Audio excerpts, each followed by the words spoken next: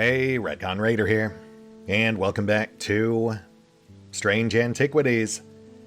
As today we settle into day 18. It's the end of the road. Time to see where our choices have led us, and I'm pretty sure we're not on course for an optimal ending. I thought we were doing pretty good, but I've been second-guessing myself a fair bit. So I definitely can't say with certainty that everyone's making it out of this one alive. But, that's just how some stories go. And at the very least, we did save our cat. That said, let's resolve this one last dream card and then see where things go from there. And this one, I do think is fairly straightforward, if a bit awkward. Below the books and scrolls on the esoteric and arcane does seem to imply beneath the library in Gleeston Castle, though we technically have 3 rooms down there that would all be directly below the library label. And there we go. As I open the door, I'm hit by the musty smell of damp. This room hasn't been entered for some time. The corner of the room is piled high with scrolls of parchment and old books. But underneath the debris, I find something of interest.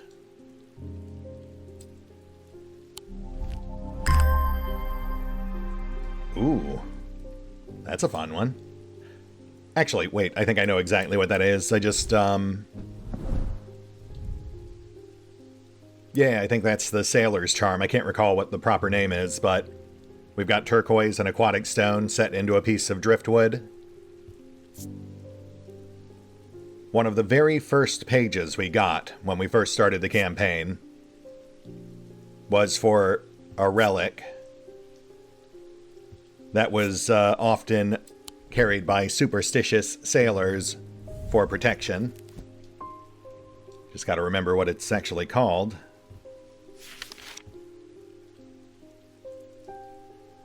Oh, Shin. Yes. Aquatic-themed, made using materials with connection to the ocean. I'd say driftwood plus waterstone fits the bill.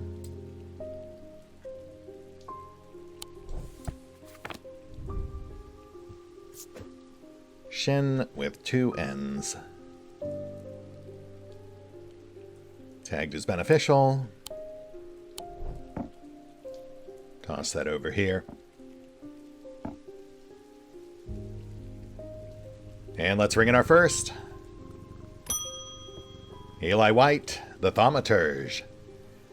The museum was ransacked last night. I went looking for my brother, but he's nowhere to be found. The good news is they didn't get what they were looking for. I moved the casket myself and hid it here in one of Strange Antiquities' vaults.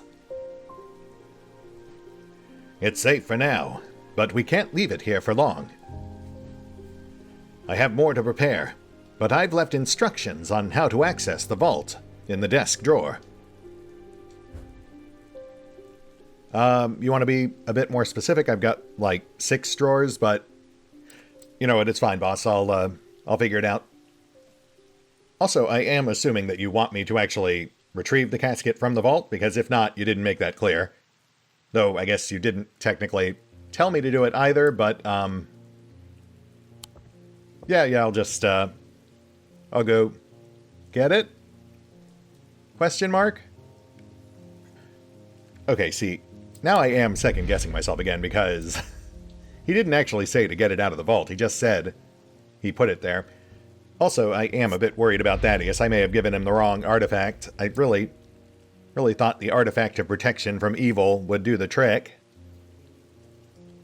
As for the casket, I suppose he wouldn't have given us instructions on how to retrieve it if we weren't expected to retrieve it. So, yeah.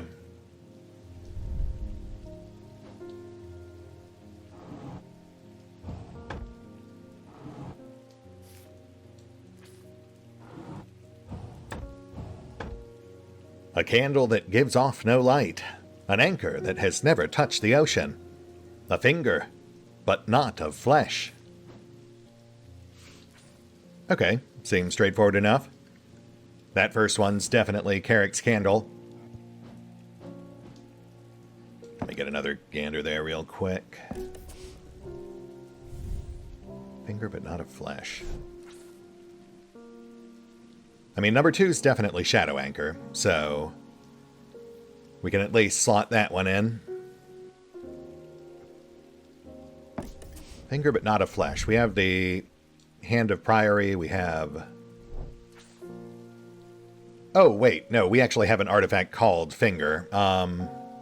Yes, the Witch's Finger.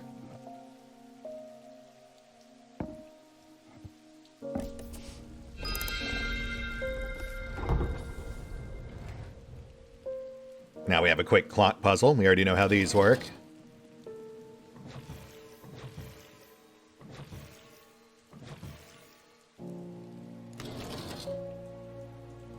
Yep, easy.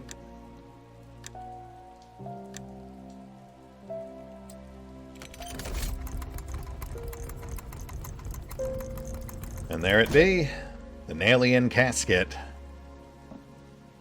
The catalyst for everything that's happened in Undermere, at least since the last Eldritch apocalypse.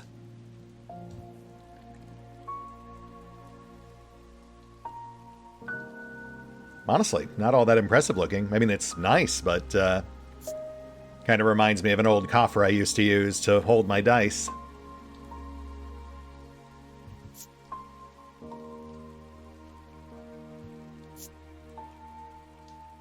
Though I will say, my dice box did not give me complex feelings of horrifying compulsion. Or maybe it did. I did run a lot of horror-themed tabletop games. I'm sure that's fine. I am a bit surprised there's no option to just pop this thing open. I mean, obviously I wouldn't want to, but it would make for a funny, sort of shortcut, bad ending. David Chafer, the postman. The lake has turned black. As omens go, I'd say that's probably quite a bad one. But the mail won't deliver itself. David, my man, you continue to impress. Thanks. Again, stay safe out there.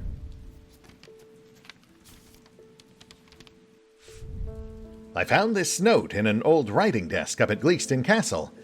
I expect it will mean more to you. Fear in autumn, rising in winter. It feels all too prescient as we hurtle toward winter and a terrible, unknowable fate. E.B., the ornithologist. Well, again, we know exactly how these work by now. That's another basic bishop square puzzle. So we need the symbol for fear.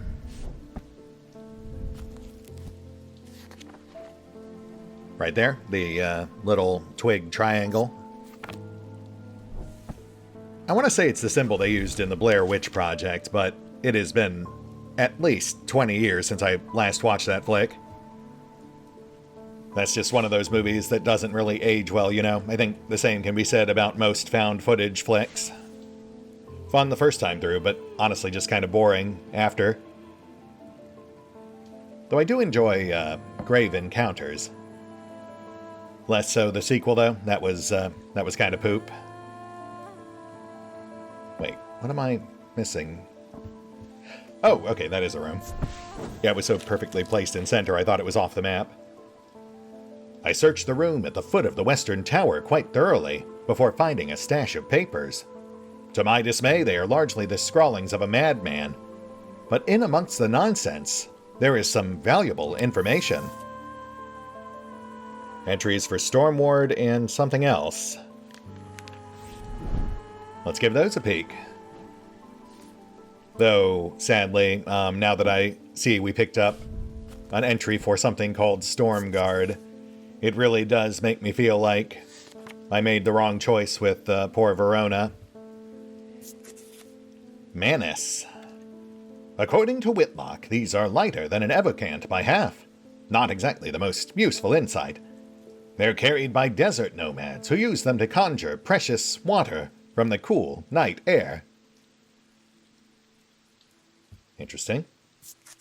So how much does an Evacount weigh? That was like our stone heart. Ah, precisely 1 pound. So that would make our Manus 8 ounces. And then we had our Stormguard. Stormward, sorry. These simple items supposedly grant a low level of protection against the elements, but this author has personally become soaked to the bone in one too many downpours to trust those claims. They are made from metal, typically bronze or iron. Oh, okay, yeah, I know exactly which one that is then. That's the bronze medallion I've been puzzling over for quite some time now. Which, upon closer inspection, is sporting the symbols for numerous types of weather. Yes, bronze, bearing the symbols of various weather types. The only thing that really throws me is the green gem, which I want to say is a gem of Earth. Though I suppose weather does take place on Earth, so... Let me double check that. Oh, Earth and nature. Okay, yes, I would say that weather is part of nature. Fair enough.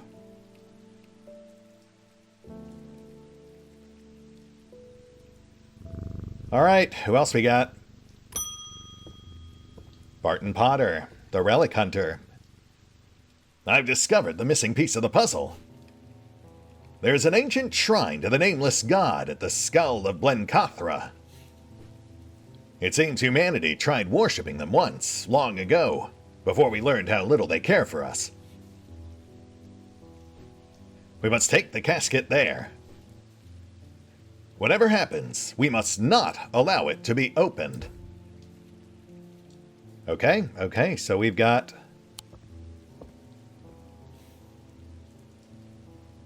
an option? I mean... Eli's instructions right now are basically just to wait for him to be ready. But now we've got Potter inviting us down to the skull of Blencathra for his own, I think, potential separate endgame. Oh, technically, we've also got the Priestess's ending available now, too. Since the lake has turned black, that was the signal she told us to wait for. I will say, though, nice to see the skull of Blencathra finally come into play. I did clock that as a likely pertinent detail pretty early on. Though it is interesting to also hear Potter mention that the nameless gods don't really care about humanity, considering that the skull of Blencathra is central to the Hrothgar myth.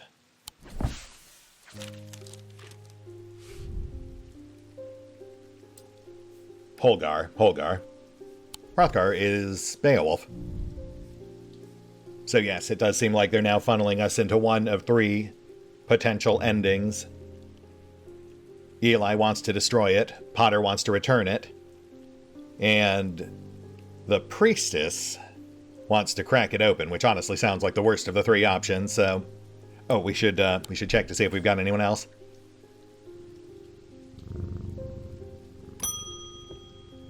Eli White. It's time to end this. Now, bring the casket to the pit.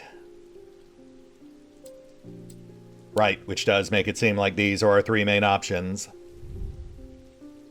Destroy, return, or open. And, I mean, logically, just based on the way we played our character, it does feel like we'd be most apt to go with Eli's suggestion. Though I will admit I am very curious about how Potter's thing would go. It's just like he's shown a history of poor judgment. And this could easily end up being another extension of that. Yeah, for better or worse. Let's head for the pit. Get to the bottom of this thing.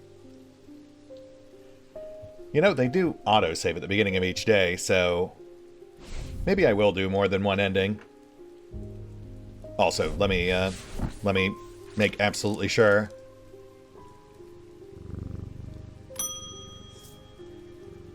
Eli asked me to bring the casket to the pit. Fair enough. Just had to check. Yeah, alright. Let's see where Eli's thing gets us. Hold down the fort, Jupe. I may or may not be back.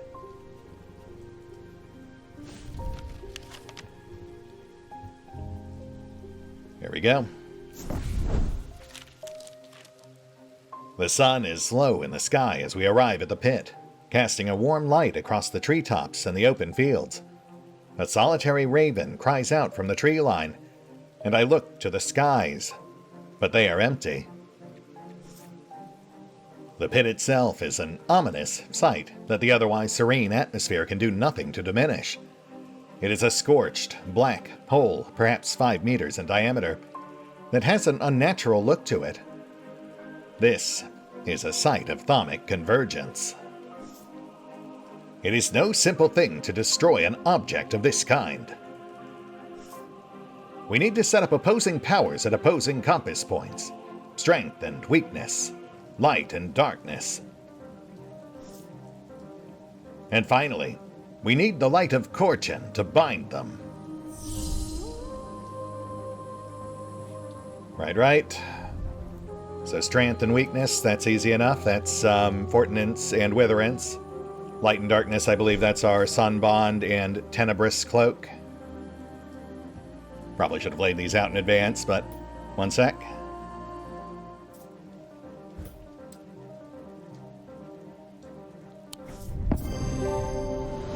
Eli inspects my work. His face shows little emotion, but he seems satisfied. By now, the sun has finished setting, and only a hint of red afterglow remains in the darkening sky. The raven croaks his mournful cry once again, but this time there is a reply, and then another.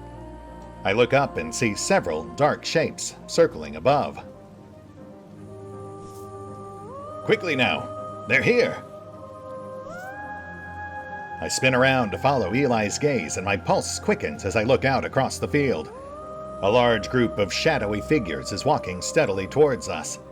We can't see their faces at this distance in the low light, but I'd be willing to bet that every one of them has pools of midnight for eyes. In the sky above, the ravens continue to grow in number, and their caws and cries get louder and louder. I look down at the black object in my hands. Such a small thing, and yet its seductive power is impossible to ignore. It wants to be opened. Suddenly, it feels inevitable. The casket! Now! But I'm not sure I want to give it to him. Oh. Well, I don't think we're going to pull a last-minute betrayal because I don't see that possibly going well for us, but just out of curiosity, which one's the Wixit cord? Oh, the Medusa Stone. Temporary paralysis, right? Yeah, let's maybe not do that.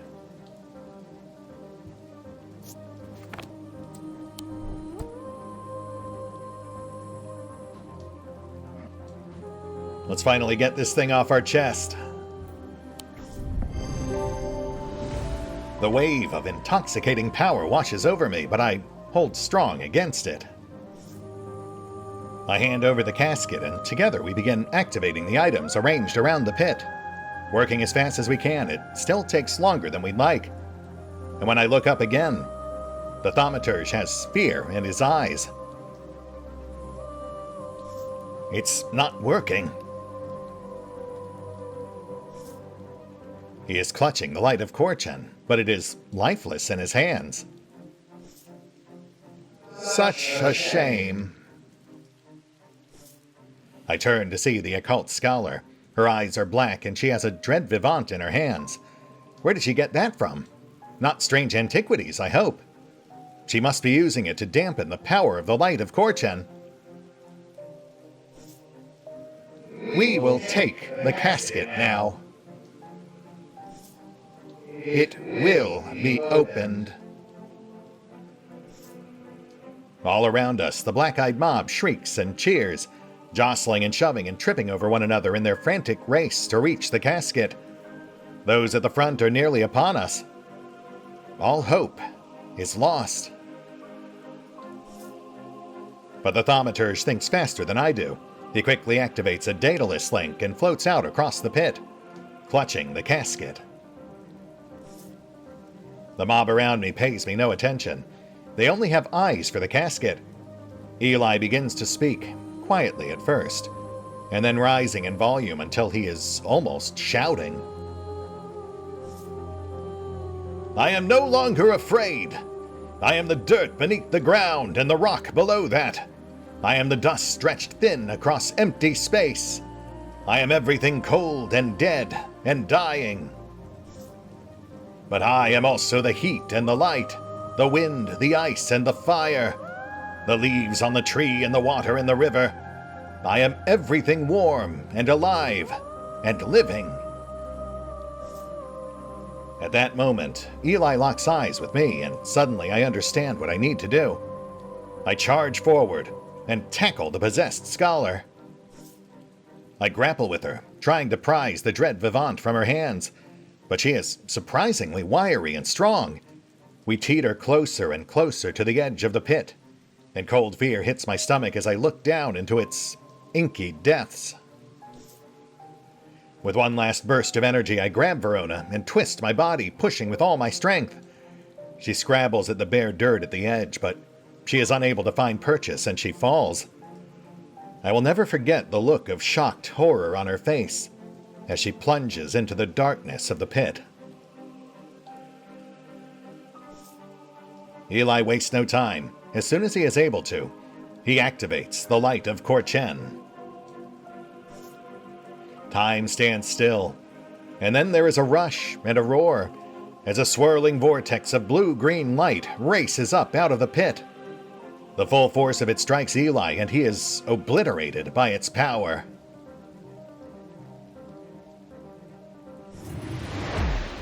The casket is sent soaring up into the night sky, where it seems to hang for a moment, turning slowly in the air until, with a shrieking, splintering crash, it shatters into 1,000 pieces, and then there is nothing but smoke and the smell of ozone, and all is quiet.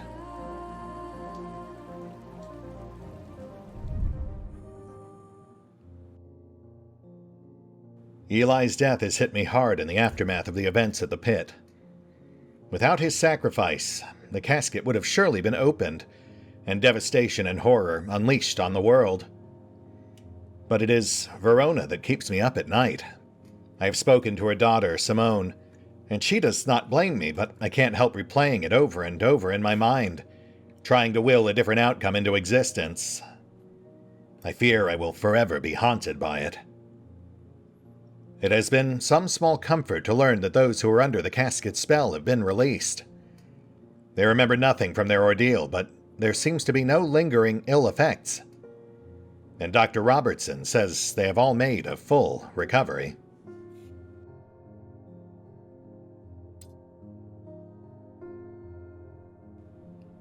Ending 7. A noble death. The casket has been destroyed. But at what cost? Eli White, deceased. He sacrificed himself to save us. Verona Green, deceased. Killed by your own hand. Rebecca Rose, alive. She is able to paint again and is enjoying the quiet life. Barton Potter, alive. Perhaps sensibly, he left Undermere when it was clear that disaster loomed on the horizon. Edmund Bishop, alive. He stayed at Castle Gleaston and weathered the storm. Francesca Robertson, alive. She is glad that her patients recovered, but saddened by the one she could not save. Bonnie Robertson, insane. Her thoughts are scattered after being sliced with a diverging hook. Audrey Bell, deceased. Murdered by her own bloodthirsty followers when the casket was not opened. Jack Hungerford, insane. He never recovered after falling deeper into the trance. His mind is forever broken. Thaddeus White, alive. He is ashamed of the part he played.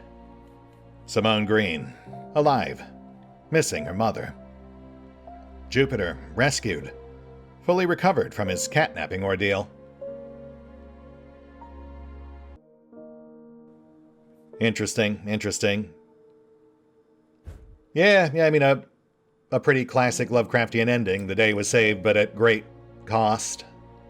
It is a bit of a shame that Barton and Thaddeus didn't think to weigh in and try to aid us towards the end there. But I suppose they both had their own reasons for not doing so. Honestly, I guess I'm just kind of surprised Thaddeus survived. His sudden disappearance, plus seeing Verona with the Dread Vivant, definitely led me to assume the worst.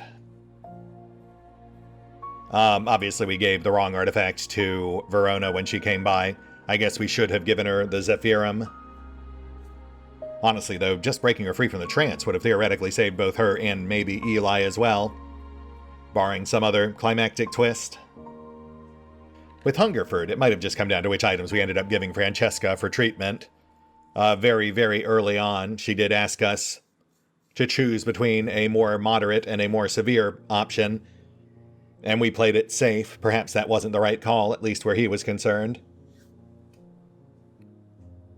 And then, I mean, Bonnie, what are you going to do with her? She kidnapped our cat. Our options were to either give her the Corvin's might and let her at least try to murder Barton Potter, or to, I guess, irrevocably drive her insane. And between those two options, I'm going to say that not letting her murder Barton is probably the better. Though, speaking of Barton, perhaps it's about time to live up to my namesake. Not necessarily a full-on retcon, but, just a what could have been?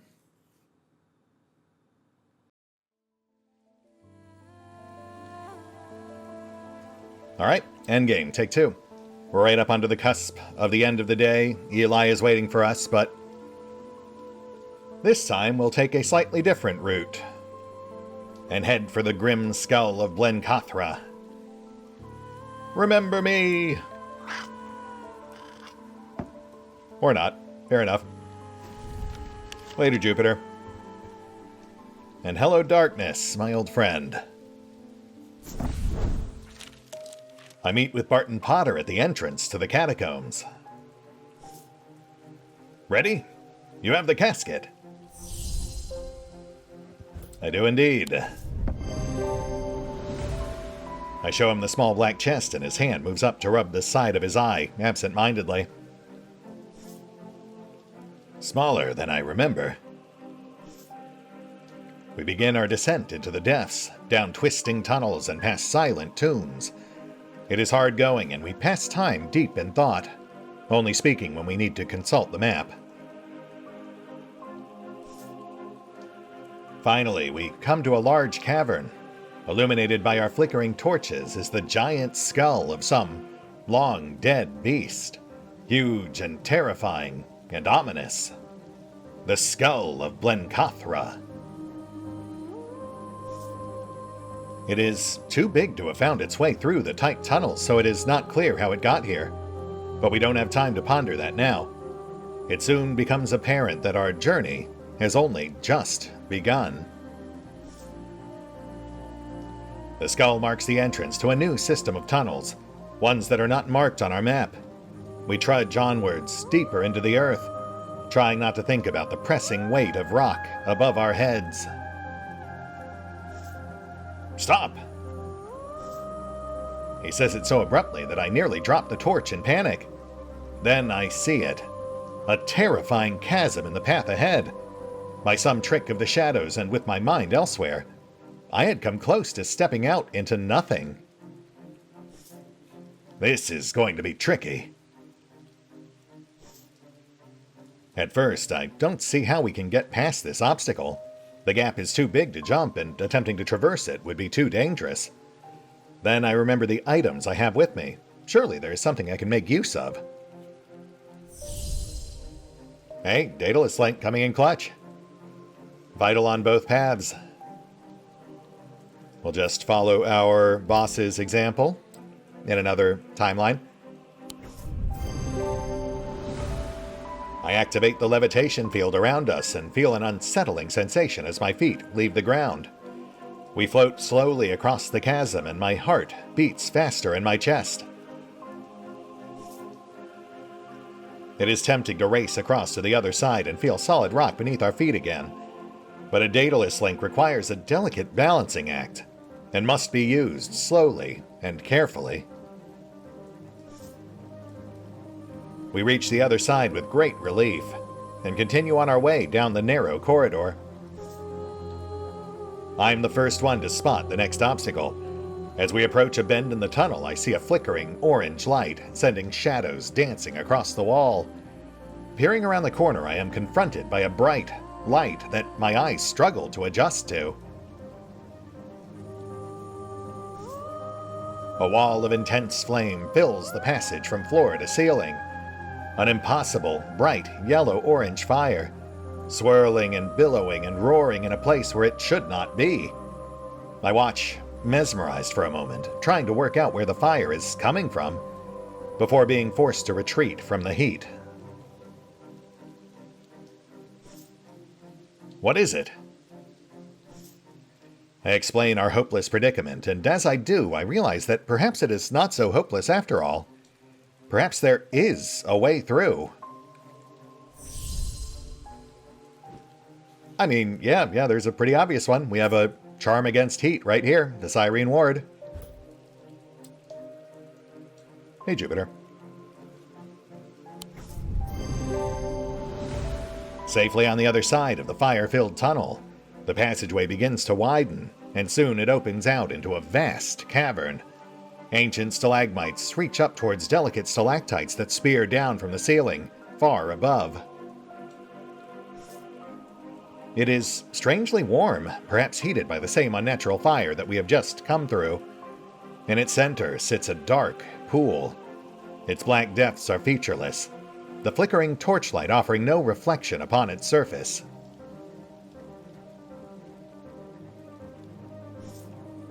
Glencathra's Basin. What do we do now? I'm stunned. I thought he knew what he was doing. We begin to explore our surroundings, both of us, instinctively staying away from the edge of the imposing, dark pool. We scour every corner of the cavern looking for some clue as to how to proceed. But after a lengthy search, we find nothing. My companion is growing impatient. I guess we just throw it in? I'm not so sure about this plan, but before I can react, Barton has grabbed the casket and taken it up to the edge of the water. He pauses, contemplating, when suddenly a shuddering vibration rocks the cavern and knocks us both off our feet. The surface of the pool swirls and churns as three terrifying appendages burst out from its depths. They are long and black and spiny, and they stab and scrabble at the rock floor around the Relic Hunter. Ah! Barton is stabbed through the abdomen, and a second appendage pierces his chest, killing him instantly. It all happened so quickly. Before I know it, the spiny appendages have retreated below the surface of the pool once more, carrying Barton's body and the Nalian casket with them, and the black waters return to stillness. I shiver despite the warmth of the cavern, and turn and run without looking back.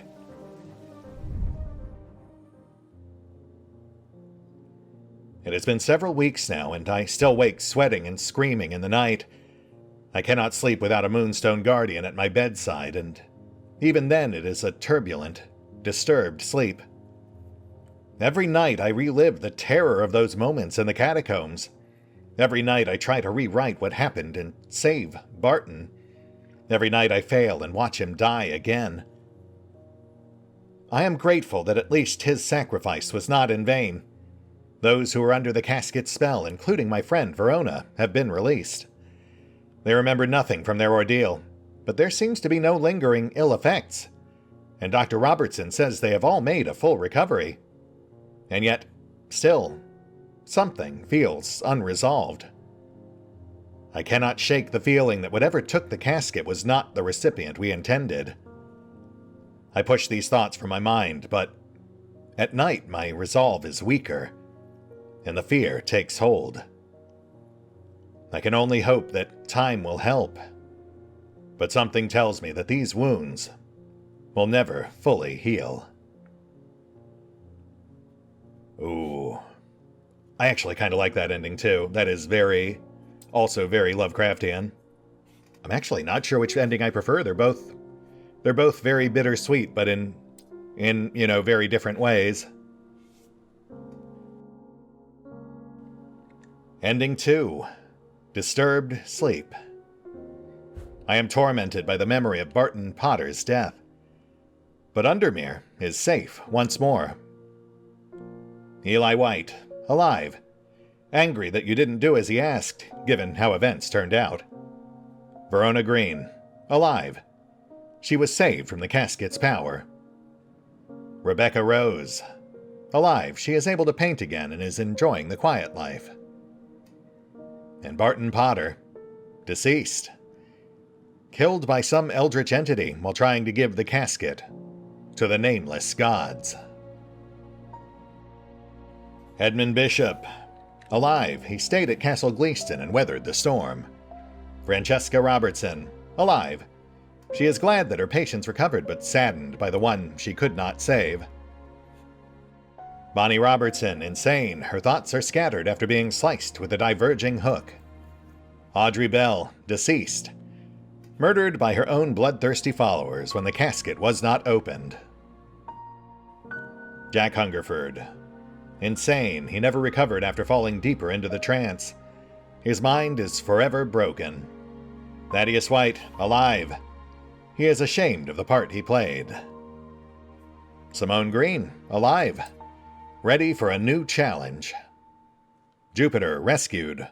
Fully recovered from the catnapping ordeal.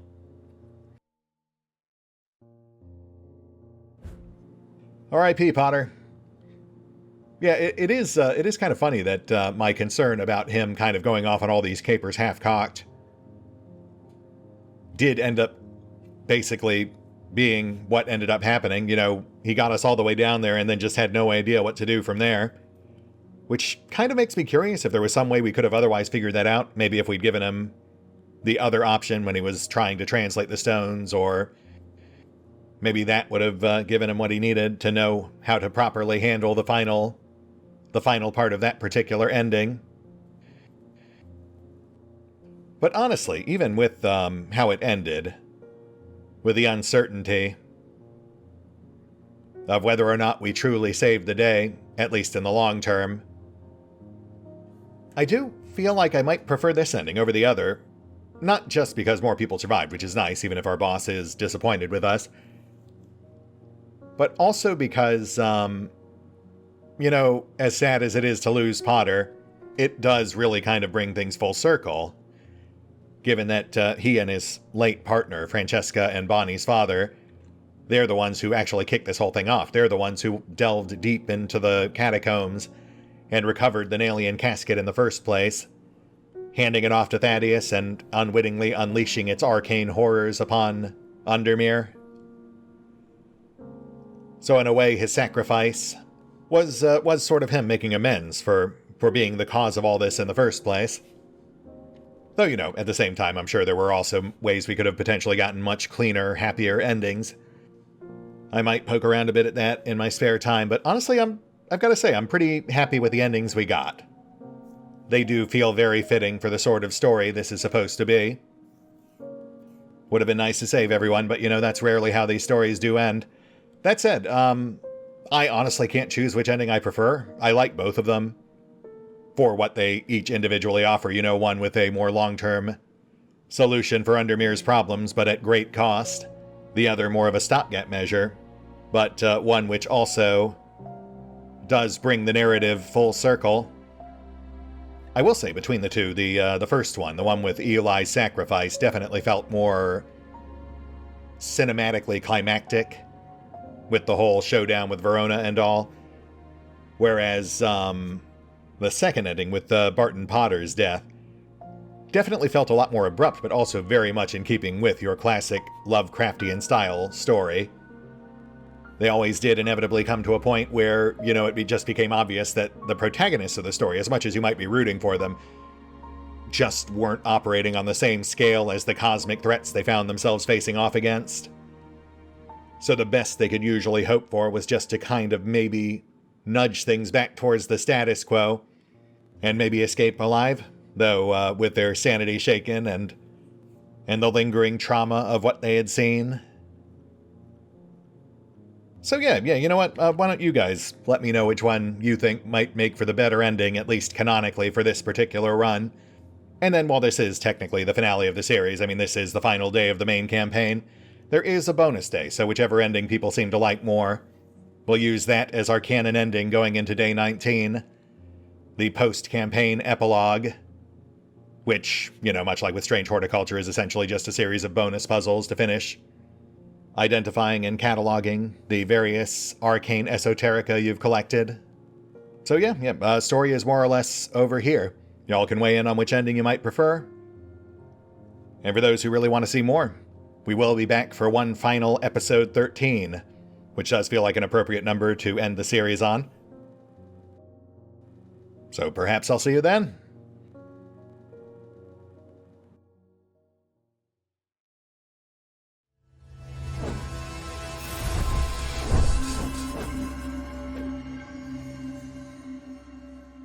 Oh, and special thanks to the Raiders, the fine folks who help make these videos possible, including but not limited to Eerie V23, Revenant, Alois, Bowman, Drakiith, EgonAlter, Exsellsior, Gottlieb, James Trimmier, Lady Shayna, Mark Giemza, RandomPassrby, RobbyB, Triphoppenskip, and Valinrook.